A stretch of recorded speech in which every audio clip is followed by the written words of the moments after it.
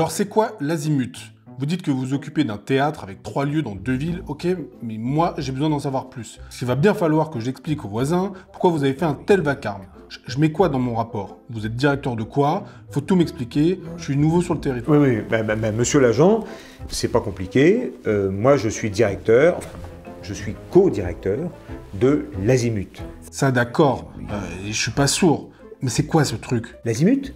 Eh ben l'Azimut, monsieur l'inspecteur, l'Azimut, mais ça vient de l'arabe, ça veut dire chemin. Et puis c'est aussi un instrument pour mesurer les astres. Hein. Dans ce théâtre, ce qu'on voudrait, nous, c'est être un peu comme une sorte de boussole qui explore le monde, en offrant aux gens la possibilité de faire un pas de côté. Vous voyez ce que je veux dire? Je comprends rien. Soyez plus clair, vos artistes, ils font un bruit énorme, bien au-delà de leur autorisé. Ça peut vous coûter très cher, vous savez. Ah bon? Vous faites des concerts de quoi, là? De métal. Votre programmation, elle a l'air d'être bien dynamique, plutôt du genre bien bruyante. Vous faites des afters, des concerts à l'espace cirque, en plein air, des soirées. On fait la fête à l'Azimut en tout cas. C'est des spectacles à grosse machinerie, gros décibels. Non, monsieur le commissaire, pas du tout. Non, pas du tout. Nous, on est très calme, très gentil, très doux. Hein. Et d'ailleurs, on a plein de spectacles comme ça, calme, doux, intime. Voilà, c'est ça, intime. On a plein de spectacles intimes, monsieur le commissaire.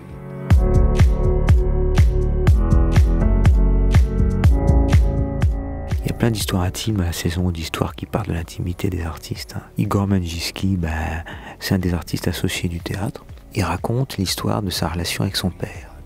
Bon, son père, c'était un peintre et un marchand d'art. Et à sa mort, il n'y a pas si longtemps que ça, il y a des tas de créanciers qui sont venus les voir pour demander des toiles de maître, soi-disant dans un coffre en Suisse. Mais il n'y avait rien, c'était une arnaque complète. Enfin, c'est une histoire dingue.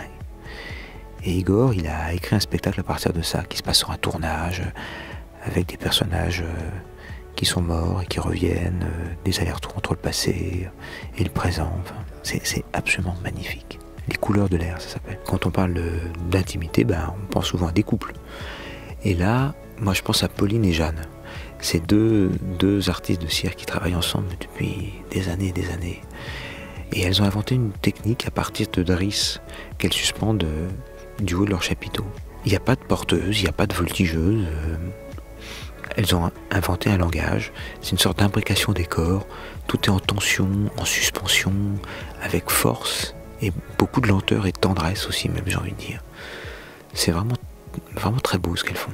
Et puis je pense aussi à Camille et Blaye, les deux artistes qui dirigent la compagnie Barreau d'Evel. Eux, ils ont créé un diptyque. Le premier, ça s'appelle La, L-A.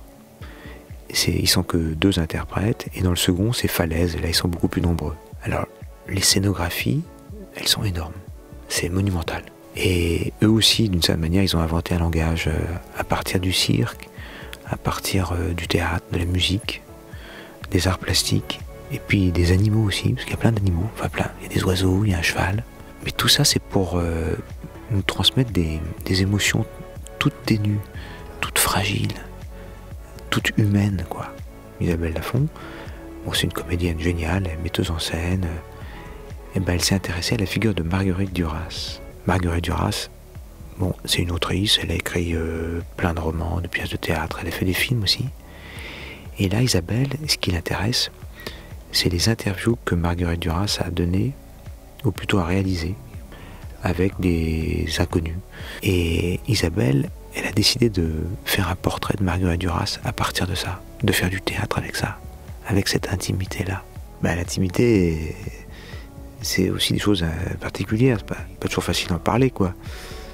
Dans On purge bébé de Feydeau, c'est l'histoire d'une constipation. Oui.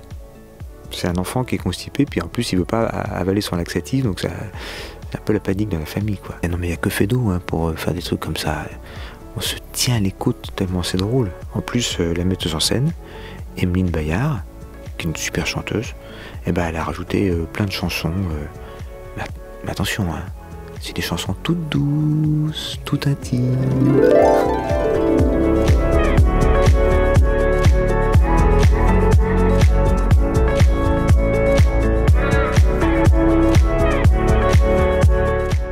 J'en demandais pas tant, mais j'aime bien vous écouter parler. Ça fait envie. Et il faudrait leur dire à vos voisins bonne nuit. Il n'y a pas que ça, parce que vraiment là, je viendrais bien aussi, avec ma femme, moi, voir tout ça. Ah ouais, parfait. Eh bien, vous savez quoi? Je vous mets 2 invitations pour vous et votre femme, et puis on oublie la plainte, on la met sous la pile.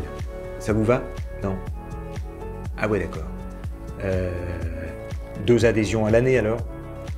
Ouais, ok, ça va, monsieur le garde-barrière.